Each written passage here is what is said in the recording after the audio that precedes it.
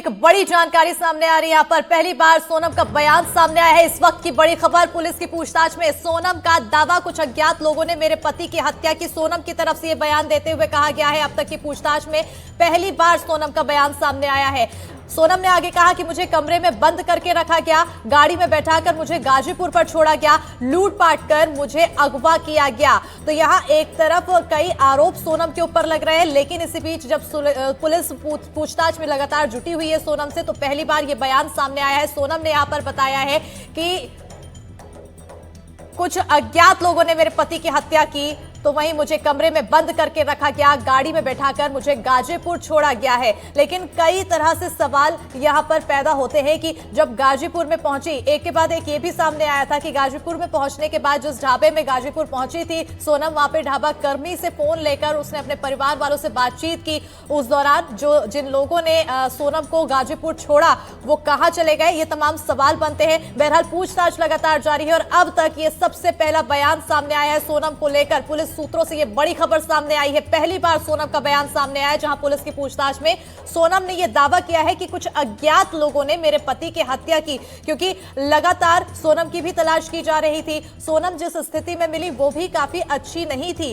बेसुध सी हालत में सोनम भी मिली थी और ऐसे में किसी भी एक पक्ष की ओर बढ़ा नहीं जा सकता है। पूछताछ बहरहाल लगातार जारी है, क्या कुछ एंगल है वो निकलकर सामने आएगा, लेकिन कई बार जो एंगल सामने आ रहे हैं वो काफी ज्यादा हैरान करने वाले हैं। सोनम ने आगे कहा कि मुझे कमरे में बंद करके रखा गया था और गाड़ी में बैठाकर मुझे गाजीपुर पर छोड़ा गया, लूटपाट कर मुझे अगवा भी किया गया, ये भी जानकारी सामने आई है। और लगातार हमारे साथ खास मेहमान जुड़े हुए हैं। अरविंद जी, आपकी ओर आना चाहूंगी, क्योंकि देखिए अब यहाँ पर सोनम का भी बयान सामने आया है। इससे पहले लगातार सोनम को जिस तरह से अभी पूछताछ की जा रही है, शक के नजर से देखा जा रहा है, कई एंगल देखे जा रहे हैं, लेकिन यहाँ जो सोनम का बयान आया है अब सामने, इसको हम कैसे माने? देखिए, ये शातिर महिला है। मेरा मानना है कि ये कोई मामूली घटना नहीं है जितनी इसने प्लानिंग की है। और जिस कदर ये इसने बॉयफ्रेंड के साथ मिलकर, जो कि बॉयफ्रेंड एक छोटा कर्मचारी था इनके फादर की फैक्ट्री में, आप उसकी शक्ल सूरत देखें जो टीवी चैनल्स पे दिखाई जा रही है, ना उसकी कोई हैसियत। मजे की बात यह है कि जो पैसा किलर्स को दिया गया वो पैसा सोनम ने अपने पति से ही ऐंठा है। पति को सोने की चेन पहनवा के ले गई। जब माँ ने ऑब्जेक्ट किया कि भाई सोने की चेन पहन के क्यों जा रहे हो हनीमून पे, तो उसने कहा कि नहीं, मेरी वाइफ चाहती है, वो सोने की चेन गायब है।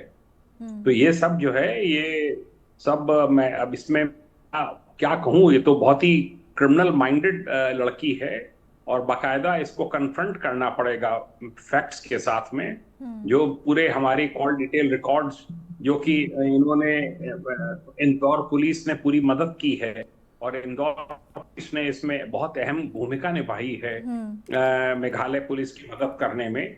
तो वो तो सारे सामने आ जाएंगे, कब कब इसने किलर्स को सूचनाएं दी हैं, क्या दिया है। वो तो पूरा एक डेटाबेस, पूरा एक चार्जशीट बनेगी और चार्जशीट ऐसी बनेगी जिसको कि कोई झुटला नहीं सकता है। और इसमें तो जैसा अभी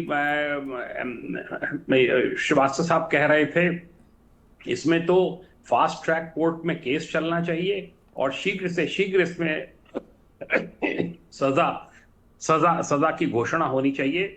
एक सोसाइटी के सामने एक एग्जाम्पल सेट किया जाना चाहिए कि अगर इस प्रकार की मनोवृत्ति के कोई लोग होंगे तो उनके साथ क्या कार्रवाई होगी। बिल्कुल, तो कहीं ना कहीं अब एक सजा यहाँ पर जरूर सेट करनी चाहिए और एक एग्जाम्पल देना चाहिए। बहरहाल इसी बीच बड़ी खबर ये सामने आई है कि राजा मर्डर केस में अब नया खुलासा हुआ है। 23 मई को ही राजा की हत्या की गई, तो 23 मई को ही सोनम और किलर वहां से निकल गए। गुवाहाटी में एक दिन रुके थे सोनम और हत्यारे, तो वहीं मेघालय एसआईटी के सूत्रों से यहाँ पर बड़ी खबर सामने आई है, पीछे से राजा रघुवंशी पर हमला किया गया। पोस्टमार्टम की शुरुआती रिपोर्ट से खुलासा किया गया, राजा के सिर पर 2 बार वार किया गया, हमला किया गया। राजा के सिर में गहरी चोट के निशान भी मिले हैं। तो वहीं जिस तरह से अब सोनम के जो बयान सामने आए हैं, इस एसआईटी की जो रिपोर्ट है, जो जांच है, उसमें से कहीं मेल खाता हुआ यहाँ पर कुछ बयान नहीं नजर आ रहा है। एक तरफ जो 23 मई को राजा की हत्या की बात कही जा रही है, 23 मई को ही सोनम और किलर वहां से निकल गए, ये भी जानकारी सामने आई है। गुवाहाटी में एक दिन यहाँ रुके थे सोनम और हत्यारे, और मेघालय एसआईटी ने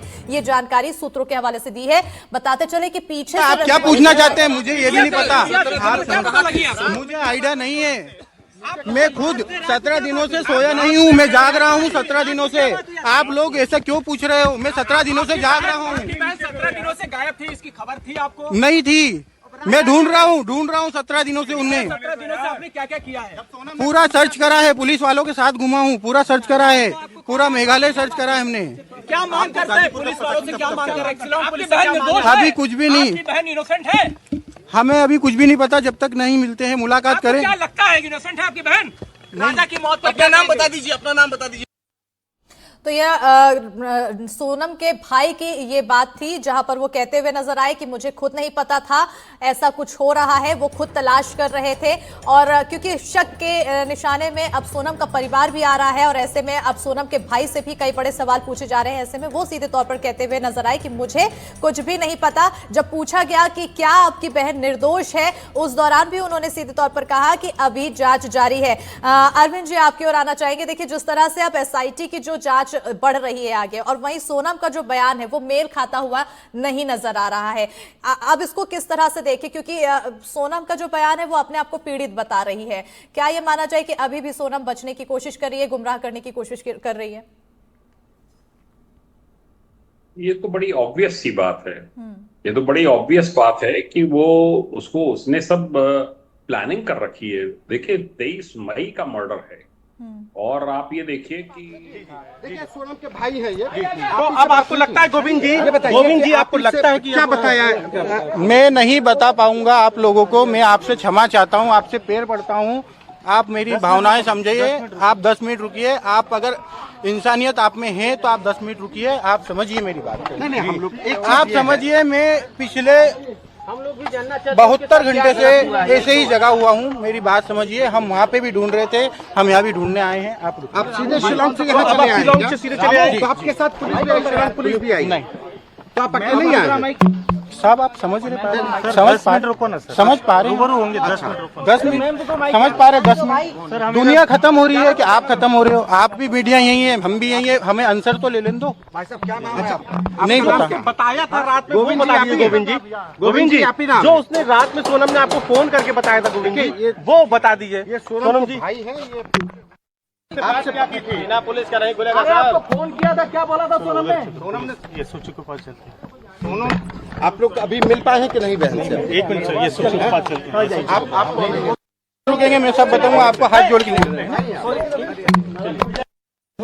क्या बात हुई थी? आपसे बात क्या हुई? अच्छा, जब फोन किया था, फोन कॉल किया था, तब क्या बोल रहे थे? फोन कॉल करके सोनम पहली बार क्या बोल रही है? अब आप 10 मिनट रुको, हम बहन को मिल लेते, आपसे रूबरू आपसे होते। बात फोन पे जो हुई सर 10 मिनट रुकिए, सारे सवालों के जवाब 10 मिनट। क्या उसे अगवा किया गया था, ऐसा कुछ बोली थी? आपको नहीं, ऐसी कोई बात नहीं हुई है, हमें ऐसी कोई बात नहीं। सिर्फ उसका फोन आया, हम भावुक हो गए, हमने पुलिस थाने में कंप्लेन करा और उसको रिसीव करवाने की कोशिश की। नहीं, हमने पूछ ही नहीं पाए हम उनसे। अच्छा, ये घटना को लेकर आपको कोई जानकारी है? किसी तरह की कोई बात हुई थी? कुछ भी जानकारी। देखिए मेघालय पुलिस ने जो कहा है कि ये सोची समझी साजिश है, इस पर क्या कहेंगे?